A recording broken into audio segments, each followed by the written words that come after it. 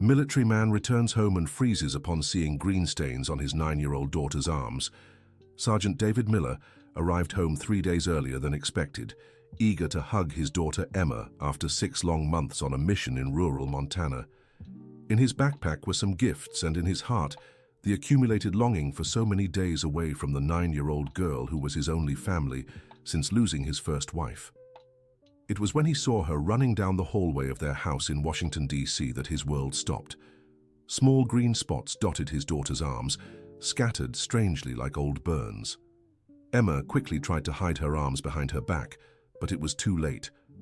"Daddy, you're back!" she shouted, but there was nervousness in her voice. "Emma, what are these stains?" David crouched to her level, gently holding her little arms. Before she could answer, Jennifer appeared in the hallway. His new wife, whom he had married just a year earlier, wore a forced smile. "David, what a surprise.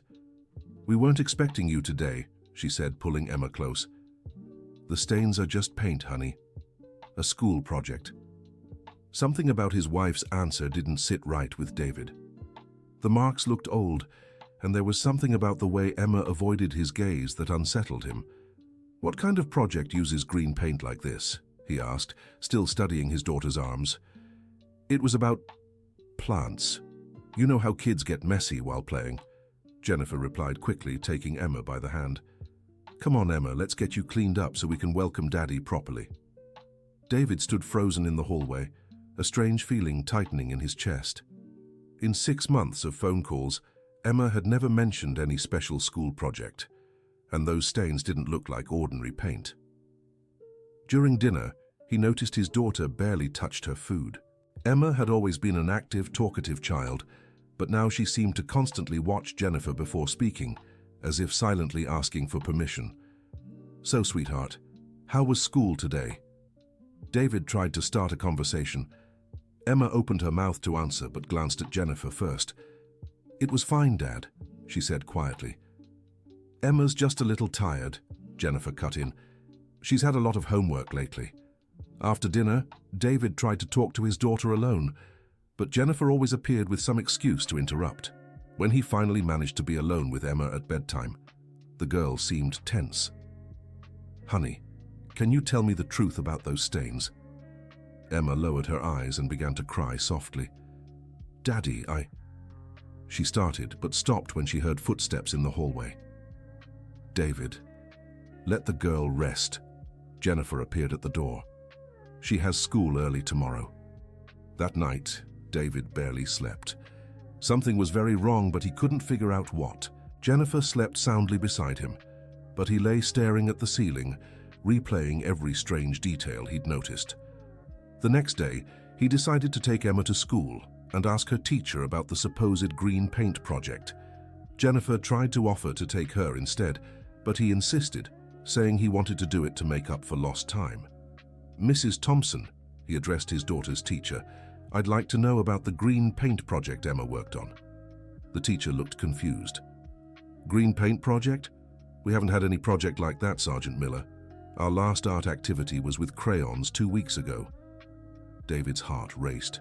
Jennifer had lied. "Emma had green stains on her arms yesterday.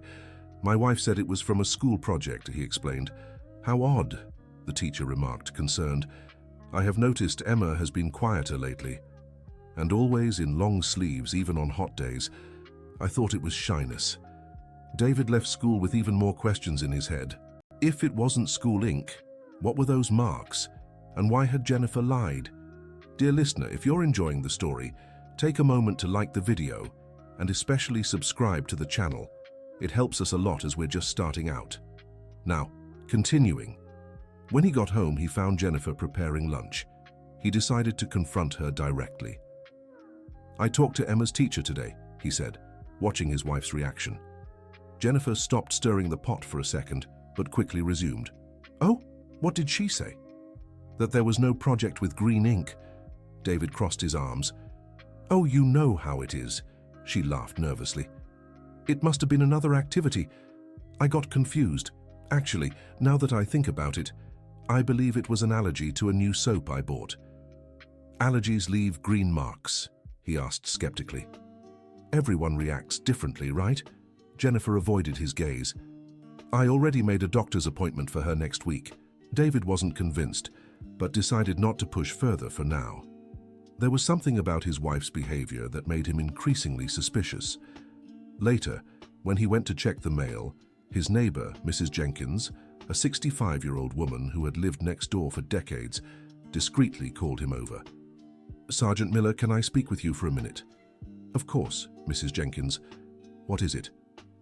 The elderly woman glanced around before whispering, "I don't know if I should interfere, but I've been seeing strange things around here," she said hesitantly. "What kind of things?" "Emma always in long sleeves, even when it's 100 degrees outside.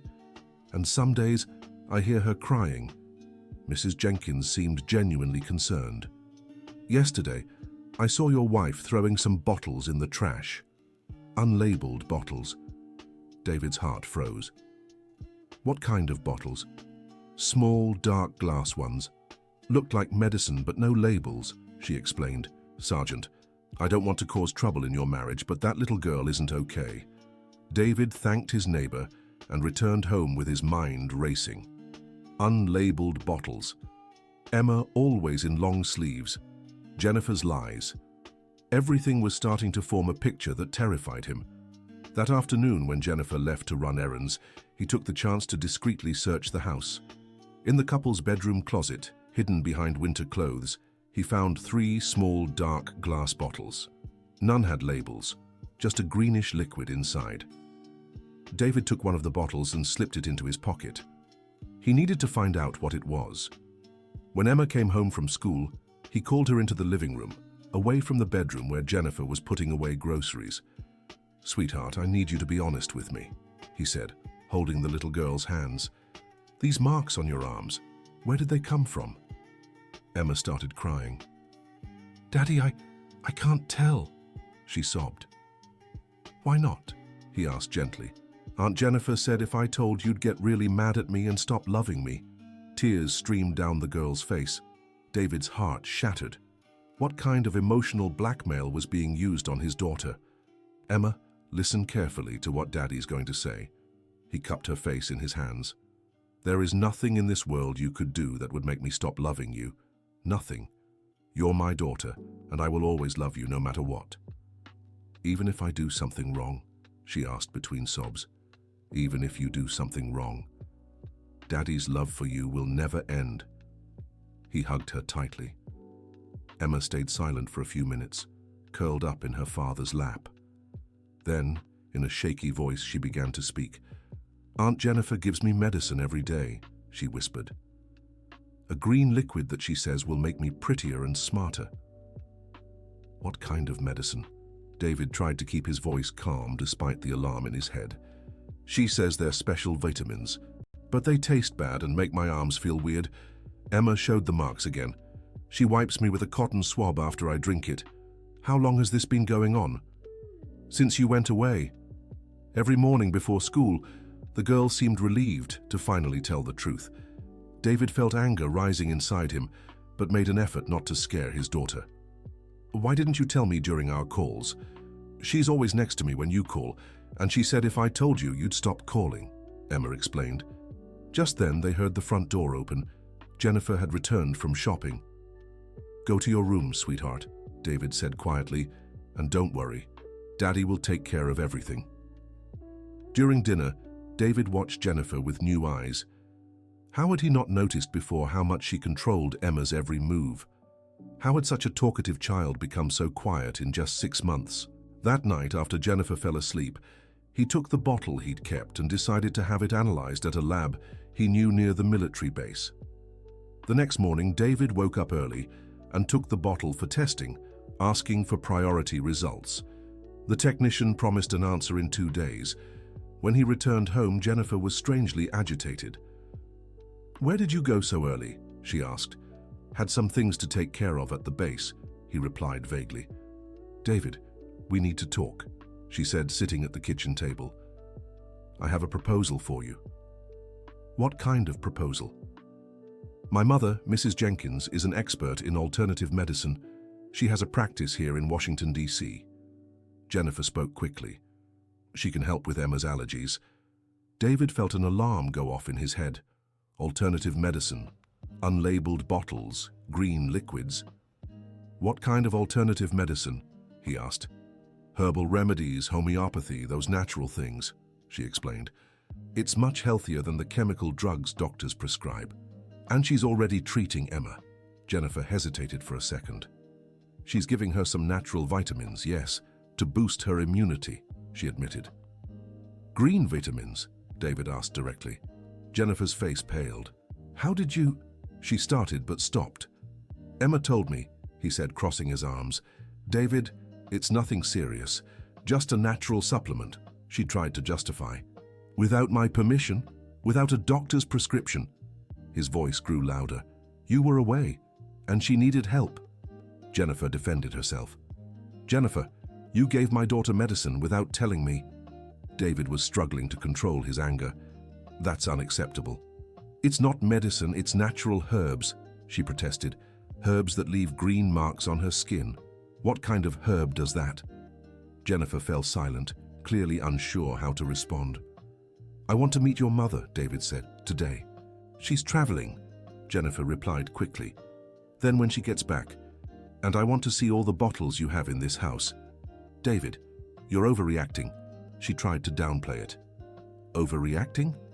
My daughter's skin is stained because of something you've been giving her without my knowledge. How is that overreacting? The argument was interrupted by Emma coming home from school.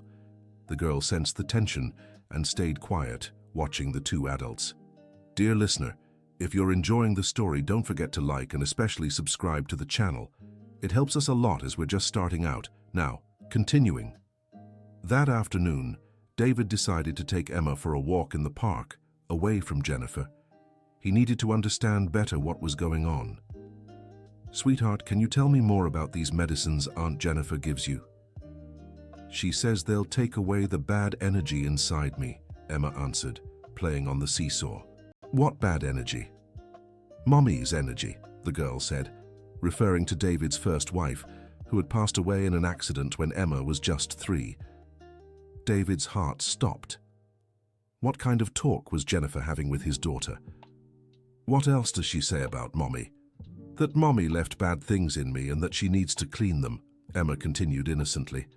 That's why I have to take the medicine and put on the green ointment. What green ointment? After the medicine, she rubs on an ointment with a cotton swab. It burns a lot, the girl showed her arms, but she says it's for my own good. David was starting to grasp the gravity of the situation. These weren't just vitamins.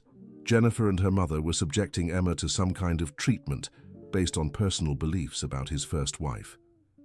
Emma, where does Grandma Barbara live? At her house near the big market, she said. Aunt Jennifer takes me there every Saturday. Every Saturday? David had never known this. Yeah, for the sessions, Emma replied casually. What sessions? Grandma lights some candles and says things I don't understand. Then she puts the green ointment on me, the girl explained. She says she has to take out what Mommy left behind. David felt a mix of anger and horror. His daughter was being subjected to rituals she didn't even comprehend, based on the idea that she needed to be cleansed of the influence of a mother she barely knew. When they got home, Jennifer was nervous. Where were you? She asked. At the park, David answered curtly. Emma, go take a bath. It's time for dinner, Jennifer told the girl. When they were alone, David confronted his wife. You take Emma to your mother every Saturday. Jennifer visibly tensed. Sometimes, she admitted. To do what? Natural treatments, she replied evasively. Jennifer, tell me the truth. What are you doing to my daughter? David, you don't understand, she began. Emma carries trauma from the mother she lost. It affects her development. What trauma? She was 3 years old, he protested. Energetic trauma. Things that linger in a child's soul, Jennifer spoke, as if it were obvious. And you think you have the right to treat these supposed traumas without consulting me? You were traveling, she defended herself again.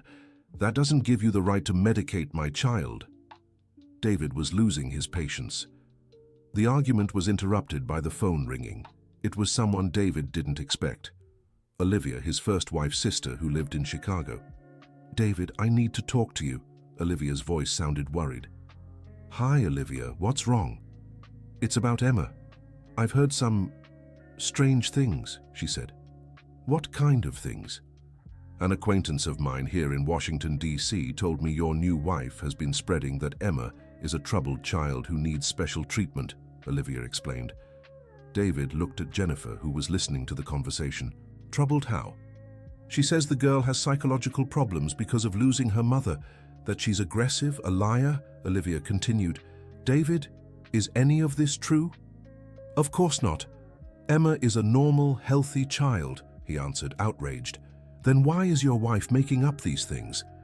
David didn't know how to respond. He looked at Jennifer, who had gone pale. "Olivia, can I call you back?" he said. "Of course. But David, if you need anything, Sarah's family is here to help," she said, referring to his first wife. After hanging up, David turned to Jennifer. "Why have you been saying Emma has psychological problems?" "I haven't," she began. "Jennifer, don't lie. Sarah's sister just called me saying you've been spreading that my daughter is troubled." "David, I only mentioned to a few friends that she needed help," Jennifer defended herself. "What kind of help?" "To overcome childhood traumas," she insisted. "What traumas?" David was growing agitated. "Emma was a happy, outgoing child until I left for my trip. In 6 months, she became quiet and scared. The problem isn't past trauma, it's what's happening now." Jennifer fell silent, unsure how to respond. "I want to see every bottle you have here. Now," David demanded. "David, you're being irrational," she tried. "Irrational is giving unknown substances to a child without medical supervision." He slammed his fist on the table. Reluctantly, Jennifer went to the bedroom and returned with a bag containing 5 small dark glass bottles, all holding liquids of varying greenish hues. "What is this?" David asked, inspecting the bottles. "Herbal extracts," she murmured. "What herbs?" "My mother prepares them. She knows about these things." Jennifer avoided his gaze. "What's your mother's background?" "She studied alternative medicine," came the hesitant reply. "Where? At what institution?" "David, you don't need to be so formal," Jennifer snapped. "Not everything in life requires a degree." "When it comes to my daughter's health, it does," he shot back. Just then, Emma appeared in the living room, already in her pajamas. "Daddy, can I sleep with you tonight?" she asked timidly. David looked at his daughter and saw something that broke him. Fear. The little girl was afraid. "Of course, sweetheart. We'll sleep in my room," he said, scooping her into his arms. That night, with Emma asleep beside him, David lay awake, planning his next steps. The next day, he would take his daughter to the doctor, no matter what Jennifer thought, and he was determined to find out exactly what his wife and mother-in-law had been doing to Emma. The following morning, David woke early and roused Emma. "Let's go, sweetheart," he whispered. "Where?" she asked, still sleepy. "To the doctor," he replied. "Aunt Jennifer will be mad," Emma said worriedly. "Don't worry about that. I'm the one who makes decisions for you," David reassured her. As they were leaving, Jennifer appeared in the living room. "Where are you going so early?" "To the doctor," David answered bluntly. "But I scheduled it for next week," she protested. "Cancel it. We're going now," he said, grabbing the car keys. "David, you're overreacting," Jennifer tried to stop him. "No, Jennifer, I'm not overreacting. I'm being a father," he said, walking out with Emma. In the office, Dr. Richard Brown, a trusted dermatologist, carefully examined Emma's arms. "Sergeant Miller, these aren't ordinary marks," he said, frowning. "They look like superficial chemical burns." "Burns?"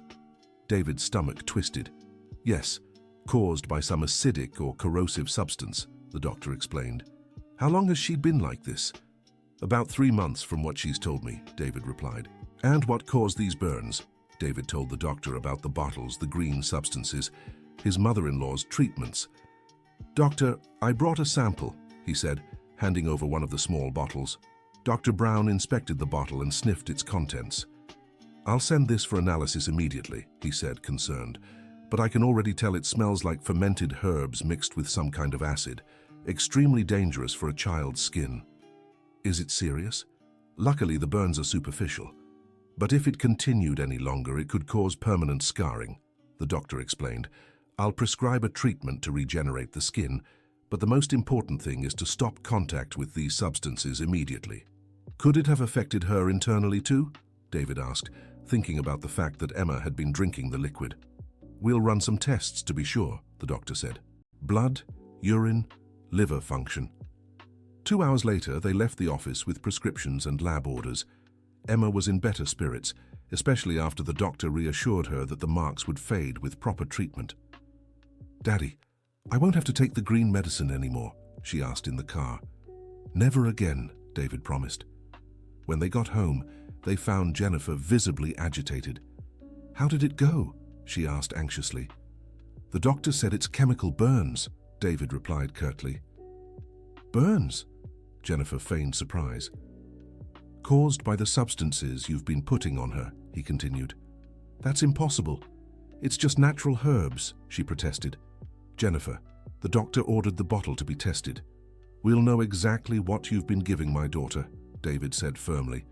You had no right to do that without consulting me, she snapped. I had no right? David couldn't believe what he was hearing.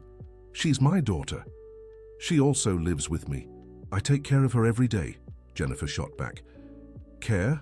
Burning a child's skin with unknown substances? He was losing his patience. The argument was interrupted by the doorbell. It was Mrs. Jenkins, the neighbor.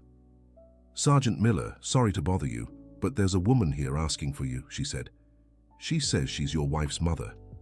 David looked at Jennifer, who grew visibly nervous. Tell her to wait. I'll be right there, he told the neighbor.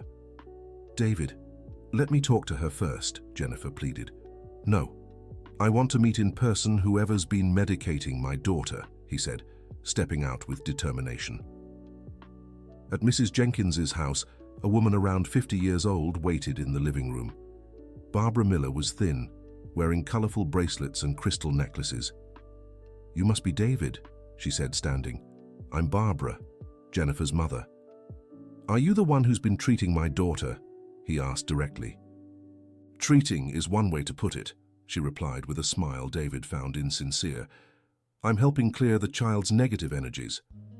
Negative energies? The girl carries heavy vibrations from her departed mother, Barbara said, as if it were scientific. It's hindering her development. And you think you're qualified to handle that? I've worked with holistic therapies for over 20 years, she answered proudly. Do you have any medical training? I don't need it. Official medicine doesn't understand subtle energies, Barbara said dismissively. Do you know the substances you've been applying to my daughter caused chemical burns on her skin? Barbara's smile vanished. That's impossible. I only use natural herbs, she defended. Can you tell me exactly which herbs? They're ancient formulas, passed down through generations in my family, she replied evasively. Family recipes don't justify burning a child's skin, David said, controlling his anger. Mr. Miller, you don't understand, Barbara tried to explain. The girl needs this cleansing. She carries dense energy from her mother's traumatic passing. My first wife died in a car accident. It wasn't traumatic. It was a tragedy, he corrected. But the energy of her departure lingers in the child, Barbara insisted. That's why she's so withdrawn, so troubled. Troubled? David was growing furious. My daughter is not troubled. Mr. David, I understand it's hard to accept, but Emma has concerning behaviors, Barbara continued. Lies, aggression, crying fits. What lies? What aggression? He asked, confused. Jennifer didn't tell you? Barbara seemed surprised. Tell me what?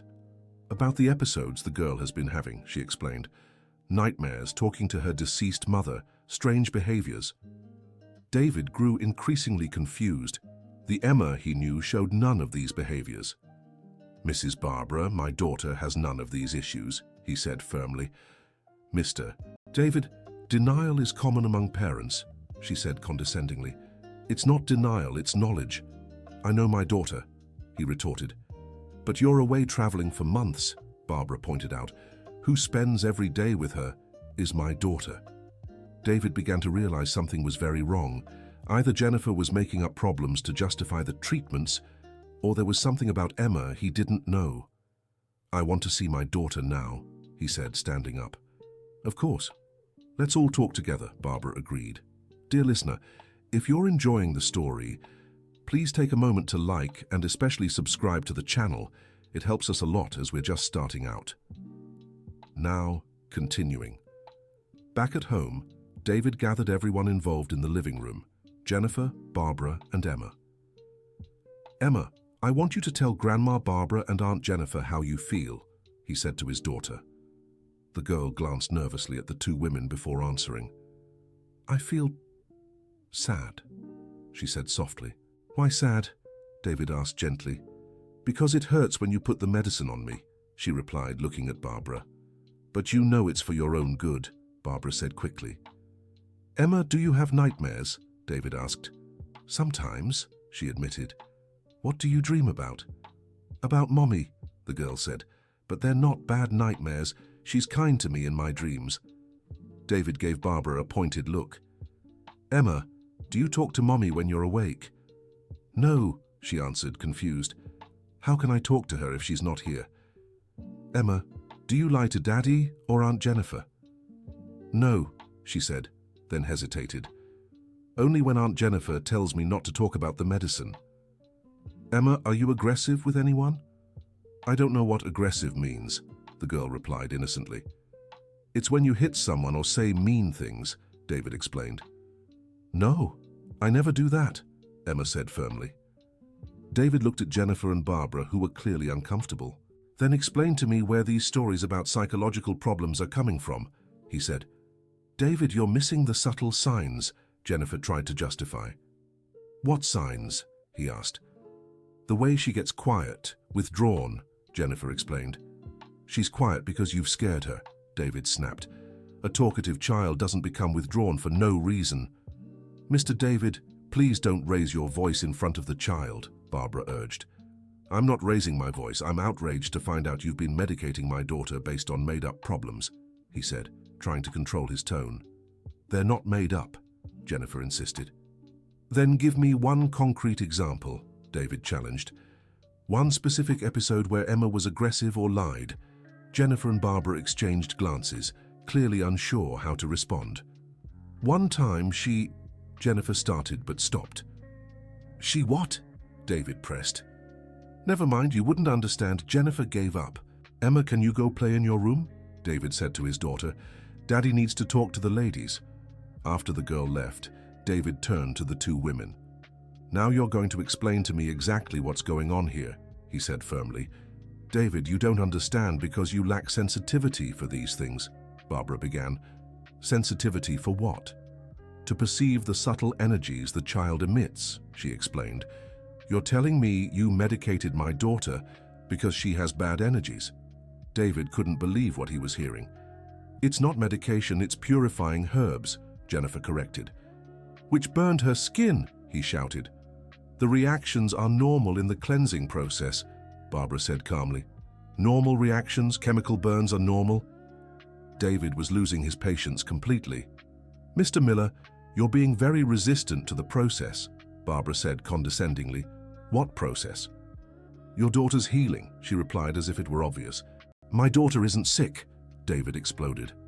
"Yes, she is, energetically speaking," Barbara insisted. "There's no such thing as an energetic illness," he shot back. "Yes, there is. Official medicine doesn't recognize it because it doesn't understand," she replied dismissively. David realized he was wasting his time arguing with people who lived in a parallel reality. "Starting today, you won't give my daughter anything else," he said firmly. "David, you're making a mistake," Jennifer said. "The mistake was trusting you," he replied. "If you stop the treatment now, the negative energies will come back with full force," Barbara threatened. "What negative energies? Emma is a normal, healthy child." David was exhausted by the conversation. "Normal?" Barbara laughed sarcastically. "A normal child doesn't carry the mark of loss like she does." "What mark?" "On her hands, in her eyes, in her aura," she said mysteriously. "You're delusional," David said, standing up. "From now on, I want you away from my daughter." "David, you can't forbid me from seeing my granddaughter," Barbara protested. "Emma isn't your granddaughter, and yes, I can forbid it, he said firmly. She's my daughter's child too, Barbara argued. Jennifer is Emma's stepmother, not her mother, and a stepmother who's harming the girl, David made clear. David, don't talk like that, Jennifer pleaded, hurt. How do you want me to talk? With affection, after finding out you've been burning my daughter's skin? He was furious. The argument was interrupted by David's phone ringing. It was the lab with the results of the bottle analysis. Sergeant Miller, the technician's voice came through. I have the results of the analysis you requested. Go ahead, David said, putting it on speaker. The analyzed substance contains acetic acid in high concentration, unidentified plant extracts, and a substance that appears to be fermented vinegar, the technician explained. It's highly corrosive to human skin, especially children's. Is it dangerous? Very. It can cause severe burns and, if ingested, may damage the digestive system, the technician continued. We recommend seeking medical attention immediately. Thank you. David hung up and looked at Jennifer and Barbara. The two women were pale. Did you hear that? He said. Highly corrosive. Dangerous for children. But it's just herbs, Barbara murmured. Herbs fermented with acid, David exploded. You were poisoning my daughter. It wasn't meant to harm, Jennifer said, starting to cry. Wasn't meant to harm. He couldn't believe it. You burned a child's skin for months. The recipe was from my grandmother, Barbara defended. Your grandmother wasn't a chemist, wasn't a doctor. She didn't know what she was doing, David shouted. And neither do you. David, please, let's talk calmly, Jennifer pleaded. Calmly. He was beside himself. So my daughter could have been left with permanent scars because of your ignorance. We only wanted to help, Barbara said quietly. Help with what? Emma didn't need help, he shot back. Yes, she did. She carried her mother's pain, Barbara insisted. Her mother's pain that you made up. David was losing his patience completely. Emma doesn't have psychological problems. You created issues where there were none. At that moment, Emma appeared in the room, clearly frightened by the shouting. Daddy, is everyone mad? She asked in a small voice. David knelt to her level and hugged her. No, sweetheart. Daddy's not mad at you, he said gently.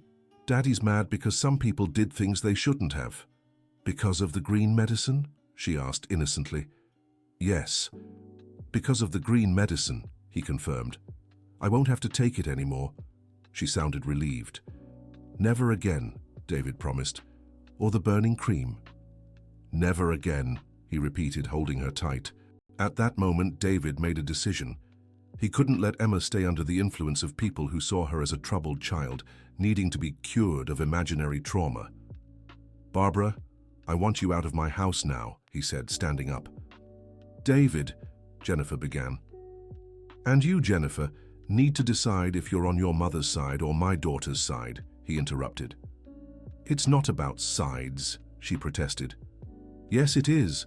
Either you stop these crazy beliefs and accept that Emma is a normal child, or we have nothing left to discuss, he said firmly. David, you're being unfair, Jennifer cried. Unfair is what you did to an innocent child, he countered. Barbara stood to leave, but turned to David first. Mr. Miller, you'll regret this. When the girl's problems return, you'll remember my words, she said threateningly. The only problems Emma ever had were caused by you, he replied. Now get out of my house. After Barbara left, Jennifer stood in the living room crying. David, we didn't mean any harm, she repeated. Jennifer, you lied to me for months, he said, calmer but still firm. You said it was school projects, allergies, so many different stories. I knew you wouldn't understand, she defended herself. Understand what? That you were torturing my daughter based on personal beliefs? He asked. It wasn't torture. It was treatment, she insisted. Treatment that caused chemical burns, he reminded her. We didn't know it would do that, she whispered. Exactly, you had no idea what you were doing, David exploded again. How could you dare give unknown substances to a child without medical supervision?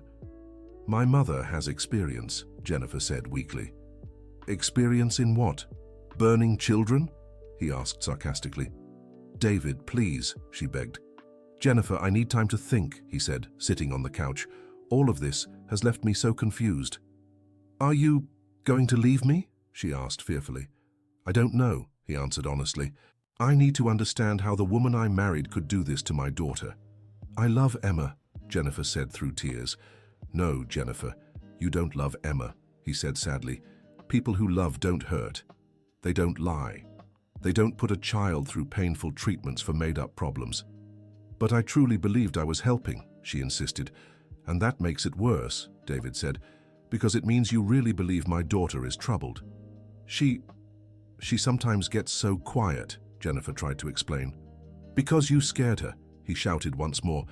A child who was communicative and happy became quiet and scared after you started these treatments. Jennifer fell silent, finally out of arguments. Jennifer, I'll stay here tonight, but tomorrow I want you to go to your mother's house, David said. I need time to think, and I need Emma to feel safe at home. For how long? She asked. I don't know, he replied. Maybe forever. That night, Emma slept in her father's room again. Before falling asleep, she asked a question that broke David's heart. Daddy, am I a problem child? Where did you get that idea? He asked, alarmed. Aunt Jennifer sometimes says on the phone that I'm difficult, she answered innocently. Emma, look right into Daddy's eyes, he said, holding his daughter's face in his hands.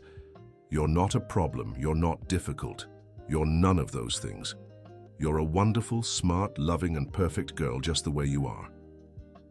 But I dream about Mommy, she said worriedly. And there's nothing wrong with that, David reassured her. It's normal to dream about people we love. Grandma Barbara said it's dangerous, Emma said. Grandma Barbara is wrong, he said firmly. Dreaming about Mommy is beautiful. It means you have a good heart memory. Heart memory? She asked curiously. It's when you remember someone fondly. Even if you don't quite remember their face or voice, he explained. The heart holds on to love. So it's okay if I dream about her. It's okay. And if you want to talk about the dreams, you can talk to Daddy, he said. Aunt Jennifer said I couldn't, Emma revealed. From today on, you can talk to me about anything, David promised. Daddy won't ever be away from you for so long again. Really? Really, he said, kissing his daughter's forehead. The next morning, David woke up with a clear determination. No matter the cost, he would protect Emma from anyone who saw her as a problem or tried to fix her for imaginary issues. Jennifer was packing her bags when he walked into the kitchen. David, I need you to know I truly believed I was doing the right thing, she said.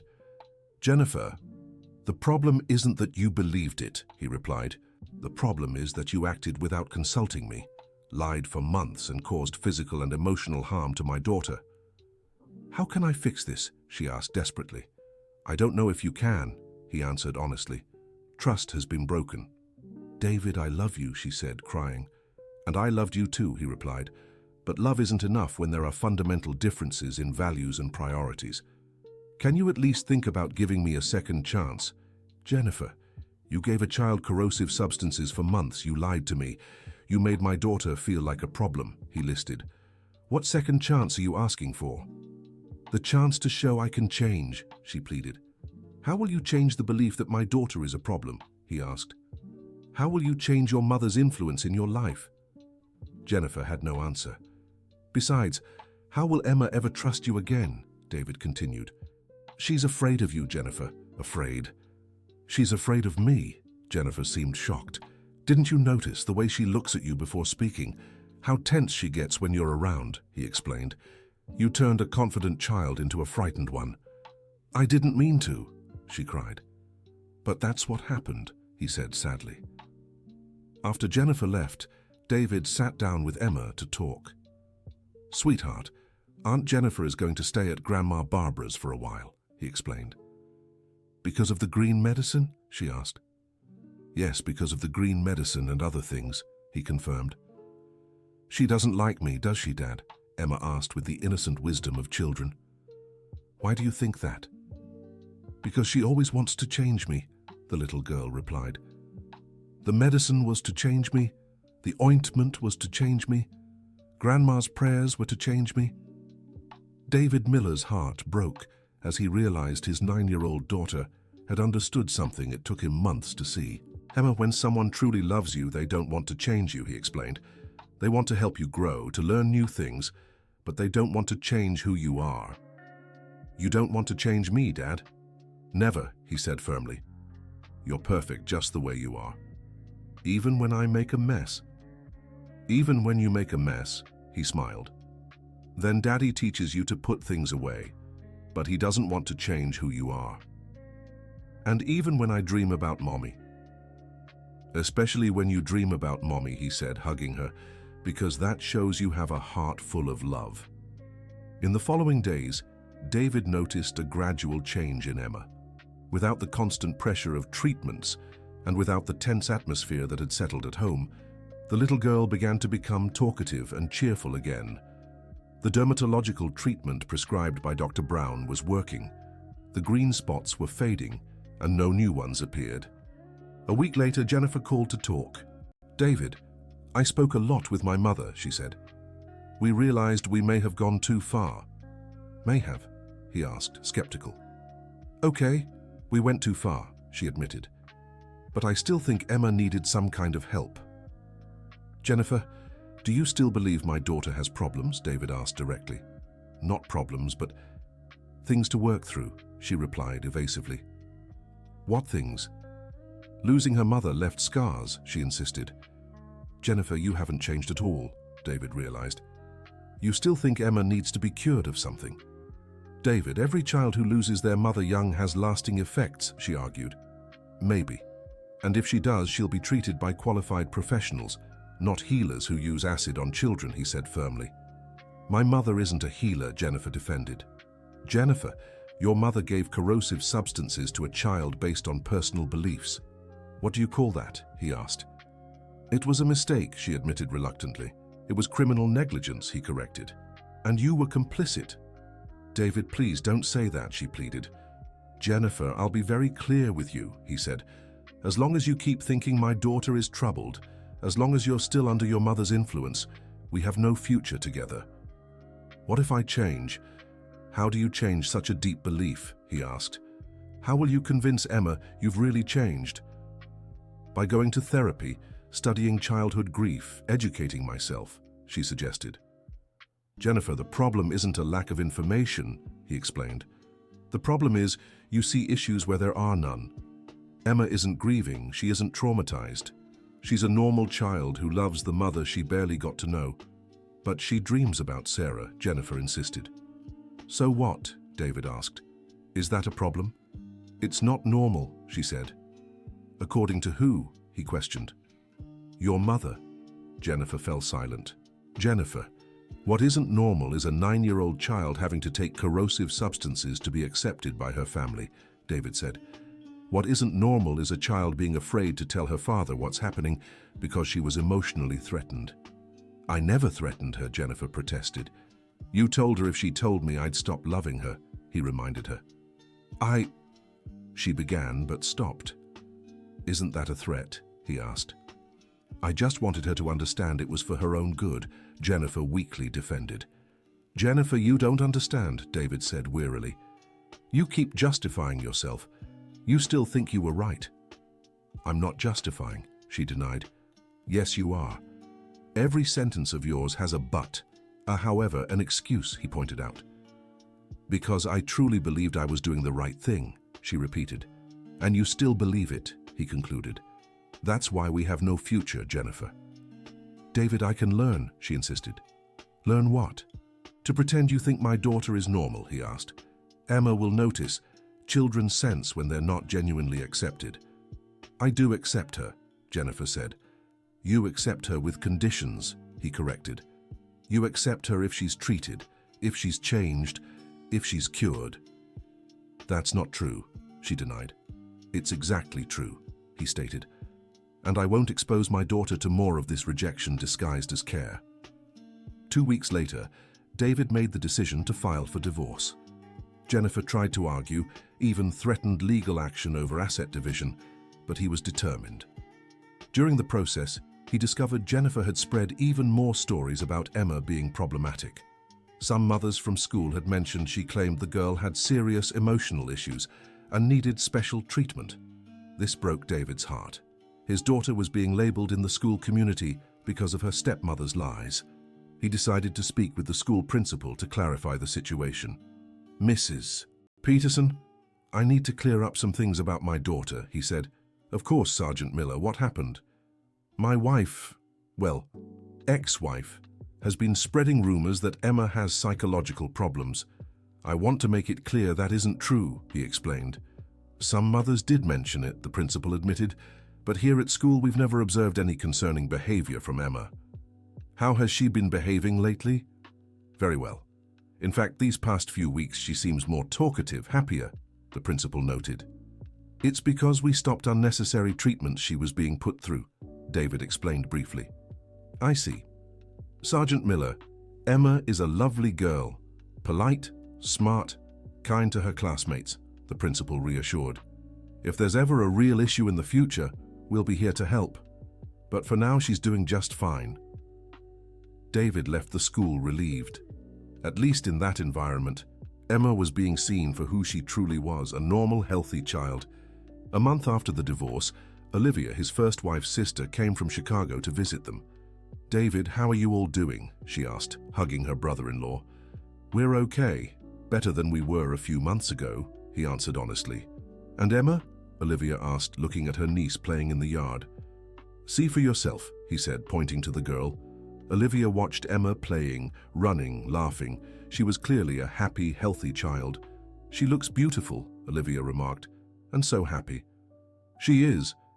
After we got out of that complicated situation, she went back to being herself," David explained. "What situation?" David told Olivia the whole story. The herbal treatments, the burns, the lies, the belief that Emma needed to be cured of her mother's influence. "My God," Olivia was shocked. "How could anyone do that to a child?" "They truly believed they were doing good," David explained. "They thought Emma carried trauma from Sarah." "Trauma from Sarah?" Olivia was confused. "But Sarah was a wonderful person. What trauma could she have left?" "According to them, energetic trauma from her traumatic death," he explained. "Traumatic death?" Olivia grew even more puzzled. "David, Sarah died in her sleep at the hospital. It was peaceful. She was medicated, in no pain." "What do you mean? Don't you remember?" "After the accident, she was hospitalized for 3 days, conscious, talking to you and Emma," Olivia recalled. "She even recorded a message for Emma to watch when she got older." David Miller was confused. How had Jennifer and Barbara created this whole narrative about a traumatic death if Sarah had passed away peacefully in the hospital? "Olivia, did they know how Sarah died?" "They never asked," she replied. "In fact, they always avoided talking about Sarah. It seemed like they wanted to erase her memory." "Erase her memory?" "Yeah. Remember when you got married? Your wife suggested removing all the photos of Sarah from the house," Olivia reminded him. "She said it would be better for Emma not to dwell on it," David remembered. "David, a child needs to remember the parents they've lost. It's healthy," Olivia said. "Erasing the memory is what causes trauma." David began to realize the situation might be even worse than he'd thought. Jennifer and Barbara hadn't just created imaginary problems for Emma. They'd tried to erase the memory of the girl's real mother. "Olivia, did you bring the message Sarah recorded?" "I did. I thought maybe it was the right time for Emma to see it," she said, pulling out her phone. "Emma," David called his daughter, "come here. Aunt Olivia has a surprise for you." Emma approached curiously.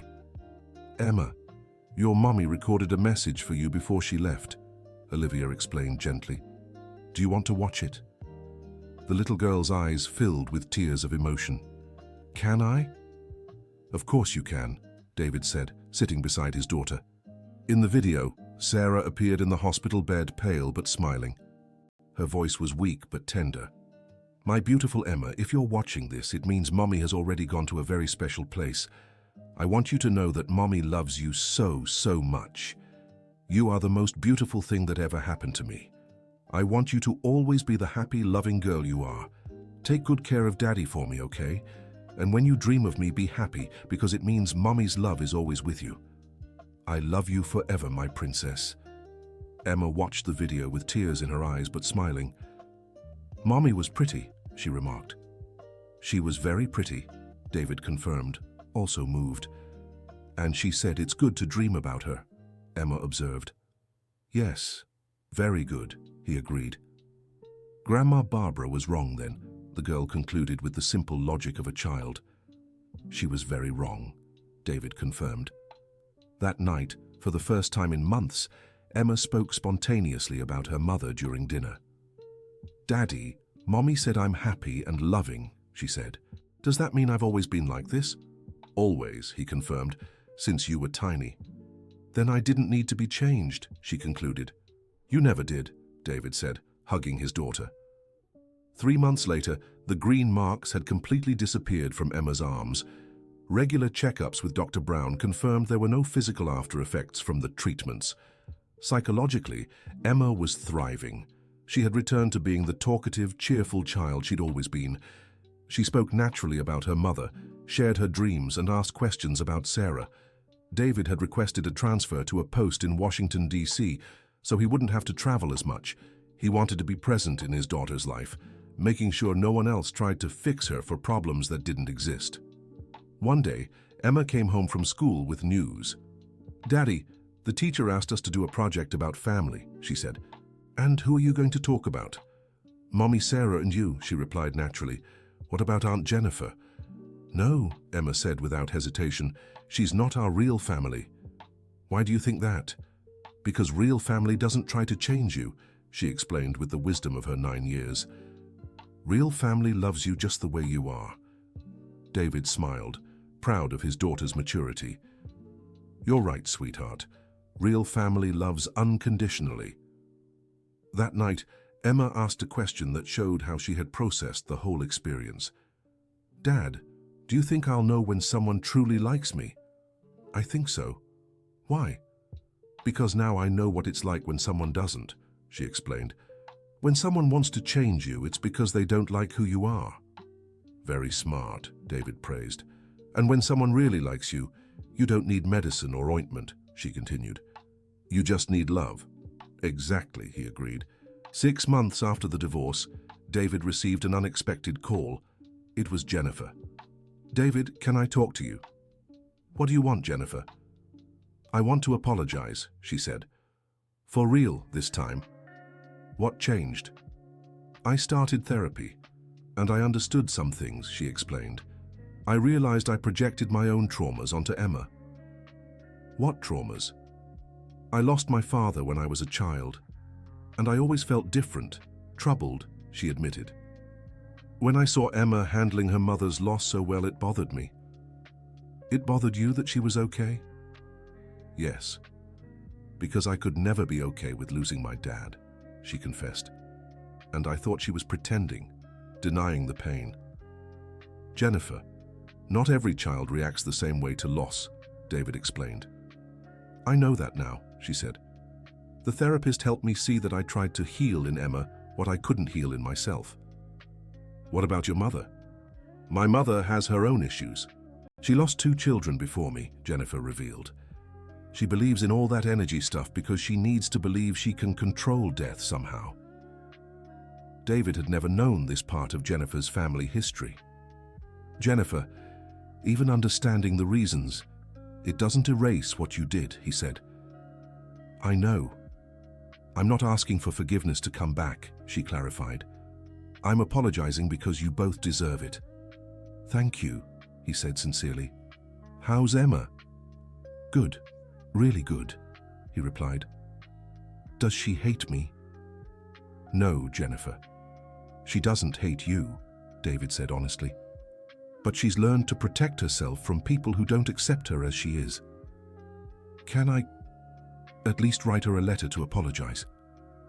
David thought for a moment. You can, but I'll read it first, he said.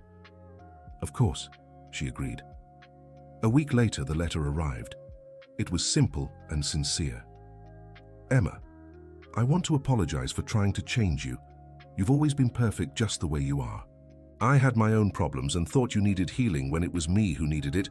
I hope you'll always be the wonderful girl you are. With love, Jennifer. David showed the letter to Emma. What do you think?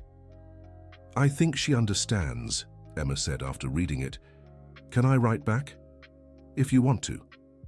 Emma wrote a simple reply. "Aunt Jennifer, thank you for apologizing. I hope you feel better. Emma." A year after everything happened, father and daughter had found a new balance. David had met Catherine, a 40-year-old widowed Portuguese teacher with a 12-year-old son. Catherine was introduced to Emma gradually and naturally. She never tried to take her mother's place, never suggested changes. She simply accepted Emma as she was. "Dad, Catherine is different from Aunt Jennifer," Emma observed one day. "How so?" "She doesn't want to teach me to be different. She just wants to teach me new things," the girl explained. "And what's the difference?" "Teaching new things helps you grow. Teaching you to be different means they don't like who you are," Emma explained with her ever-growing wisdom. "Do you like Catherine?" "I do. And I think Mom Sarah would have liked her too," she said, looking at her mother's photo which had returned to decorating the living room. "Why do you think that?" "Because Catherine reminds me of Mom," Emma explained. "Not in her face, but in her caring way." "How do you remember Mom's caring way if you were so little when she left?" "Through dreams," Emma said naturally. "And now I know dreams are a gift, not a problem." That night, David reflected on the entire journey they had been through. Emma had endured months of unnecessary and painful treatments based on the belief that she needed to be cured of imaginary traumas. But the experience had also taught valuable lessons. Emma had learned to recognize when someone truly accepted her and when someone tried to change her. David had learned never to let others define whether his daughter was problematic or not. 2 years later, Catherine and David got married. It was a simple ceremony with only their children and a few close friends. Emma, now 11, insisted on carrying a photo of her mother Sarah during the ceremony. "Why do you want to bring Mum's picture?" David asked. "Because she's part of our family too," Emma explained, "and real families don't forget the people they loved." At the reception, Mrs. Jenkins, the neighbor who had warned David about the problems, approached him. "Sergeant Miller, what a difference in the girl," she remarked, watching Emma play happily with Catherine's son. "What do you mean, Mrs. Jenkins?" "Remember how sad and quiet she was 2 years ago," she said. "Now look at her. Pure joy." "Yeah," David agreed, watching his daughter. "She's herself again." "Actually, I think she's even better than before," Mrs. Jenkins observed. "More mature, more confident." "Why do you say that?" "Because she went through a tough experience and came out stronger," the elderly woman explained. "Kids are more resilient than we think, and wiser too." David agreed. Emma had truly grown stronger from the experience. She had learned to trust her own feelings, to question when someone told her something was wrong with her, and to value people who accepted her as she was. 3 years after the events with Jennifer, Emma was 12 and in 7th grade. One day she came home with news. "Dad, my science teacher asked us to do a project on chemistry," she said. "And what are you going to do yours on?" "About how natural substances can be dangerous," she replied. "I'll explain that just because something is natural doesn't mean it's safe." "What example will you use?" "The herbs that burned my skin," she said matter-of-factly. The teacher said it's a good example of how people confuse natural with harmless. David was impressed by his daughter's maturity in turning a traumatic experience into educational knowledge. "Are you sure you want to talk about this?" "I am," she said confidently. "It might help other kids avoid what I went through." "And how do you feel talking about it?" "Fine," she answered, "because I know it wasn't my fault. And I know there was nothing wrong with me that needed fixing." At that moment, David realized Emma had truly moved past the experience completely. She hadn't just recovered, she had grown. A few months later, David got a call from Olivia, Sarah's sister. "David, I have to tell you something," she said. "What is it?" "I ran into Jennifer on the street yesterday," Olivia shared. "She stopped me to ask about Emma." "What did she say?" "That she deeply regrets everything she did," Olivia explained. "And that she'd like to know how Emma is doing." "What did you tell her?" "I said she's doing great, a smart, happy, confident girl," Olivia recounted. "And you know what Jennifer said?" "What?" "I always knew Emma was special, But at the time, I couldn't see that as a positive thing, Olivia shared. She said she tried to dim Emma's light because she couldn't handle her own darkness. That's an interesting way to put it, David remarked. Yeah. And she asked me to say she hopes Emma keeps shining, Olivia finished. That night, David told Emma about the conversation. What do you think of Jennifer's message? I think she really has changed, Emma said, thoughtful. And it's good she realized the problem wasn't me shining too bright. It was her not being able to shine herself. Do you forgive her? I forgave her a long time ago, Emma replied. Not because she deserved it, but because I deserved to be free from anger. David was impressed by his daughter's emotional maturity. Where did you learn that? From Catherine, Emma said, referring to her stepmother. She says forgiveness isn't about the person who did wrong. It's about the person who was hurt being free to be happy. At 15, Emma was a confident, articulate teenager. She'd become a class leader at school and joined a support group for children who had lost parents. One day, she came home with a proposal. Dad, I want to give a talk at school, she said. About what? About recognizing when adults try to convince us we have problems we don't, she explained. Why that topic? Because I found out I wasn't the only one, she revealed. In the support group, lots of kids went through similar things. Adults who think losing a parent automatically makes a child troubled. And what do you want to say in your talk? That losing a parent is sad, but it's not an illness, she said. That it's normal to dream about them. That it's normal to miss them. And no one needs to be cured for loving someone who's gone. Do you think you're ready to talk about this publicly? I am, she said firmly. And I think it could help other kids avoid unnecessary treatments. Emma's talk was a success. She spoke naturally about her experience, explaining how she'd been convinced she needed to be cured of her bond with her late mother. What hurt me most wasn't the burns on my skin, she told the audience of students and parents. It was being made to believe something was wrong with me for loving my mum. How did you move past it? Asked a mother in the crowd. My dad taught me love is never the problem, Emma answered. And my stepmom taught me people who truly love us don't try to change us. What advice would you give other kids? A teacher asked. Trust your feelings, Emma said. If someone says you have a problem, but you don't feel troubled, question it, especially if the solution involves strange substances or rituals you don't understand. After the talk, many approached Emma to thank her. One mother admitted she'd recognized signs she was doing something similar to her own son and would rethink things. That night at home, David talked with Emma about the talk's impact. How did it feel, sharing all that? Good, she said, because I turned something bad that happened to me into something that can help others. You don't feel angry? Not anymore, she replied. I feel grateful. Grateful? Yeah, because it happened early, and I learned to stand up for myself, she explained. Imagine if it happened now, as a teenager. It'd be so much worse. Why worse? Because teens already have natural insecurities, she noted. If someone told me now I had problems, I might believe them more easily. David was struck by his daughter's insight. Emma, have you decided what you want to study in college? Psychology, she answered without hesitation, because of what you went through. That too, she admitted. But mostly because I discovered I like helping people understand that often the problem isn't with them, but with how others see them. At 18, Emma was accepted into the psychology program at Georgetown University. At her high school graduation speech, she was chosen to represent her class. When I was 9, some adults tried to convince me I had problems that needed fixing, she began her speech. Fortunately, my father didn't let that happen.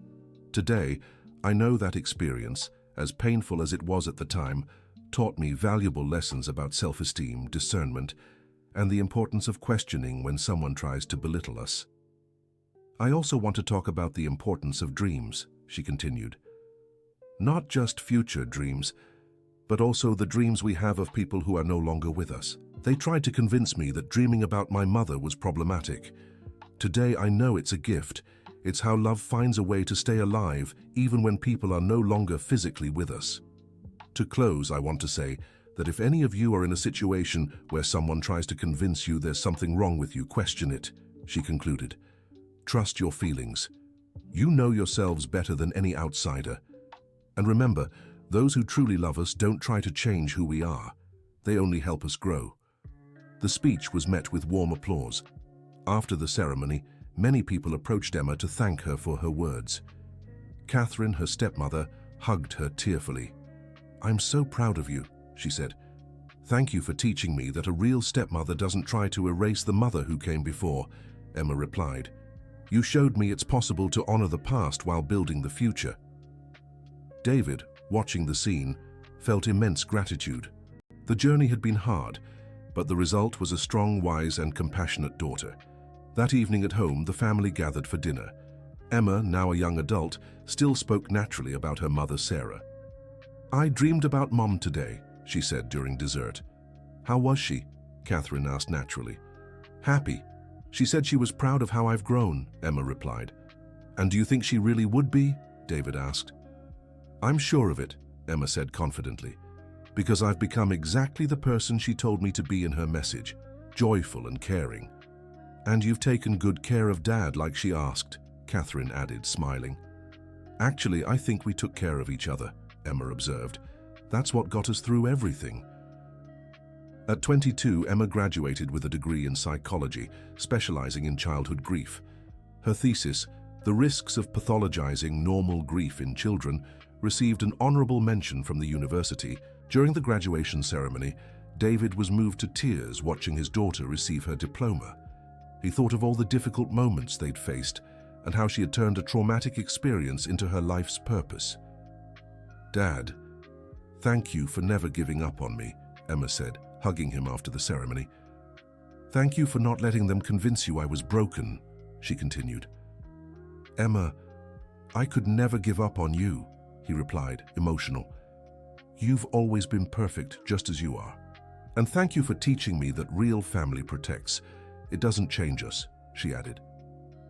Today, at 25, Emma works as a psychologist specializing in grieving children. Her practice sees many cases of children who, like her, were subjected to unnecessary treatments by adults who mistook normal grief for pathology. David, now 50 years old, continues to work as a military officer, but has always been stationed in Washington, D.C. to stay close to his family. Catherine developed a school project to guide families through childhood grief, based on the experience they went through. Every Monday, father and daughter meet for lunch, a ritual they've kept since she graduated. During these meals, they sometimes revisit the difficult times, but always with the perspective of those who have overcome and grown. "Dad, sometimes I think if I hadn't gone through that experience, I might not have discovered my calling," Emma said during one of these lunches. "How so?" "Because it was only by living through what it's like to be labeled as troubled that I understood the importance of questioning rushed diagnoses," she explained. "Don't you feel angry about the lost time?" "It wasn't lost time," she said. "It was time for learning. I learned to stand up for myself, to trust my feelings, and to recognize people who truly accept me." "And now, how are you?" "Happy," she answered without hesitation. "Professionally fulfilled, emotionally balanced, and certain I'm exactly who I'm meant to be." "What about the dreams with Mom Sarah?" "They still happen," she smiled. "And now she appears in them, proud of the woman I've become." What would you say to 9-year-old Emma if you could go back in time? To trust Dad, to trust herself, and that soon everything would be okay, Emma replied. And that the green stains will fade, but Mom's love will stay forever. The end of the story. And you, what did you think of this story of resilience? Do you believe David made the right decisions to protect his daughter? Share your thoughts in the comments and tell us if you've ever faced a similar situation. Don't forget to like and subscribe to the channel for more heartwarming stories like this one.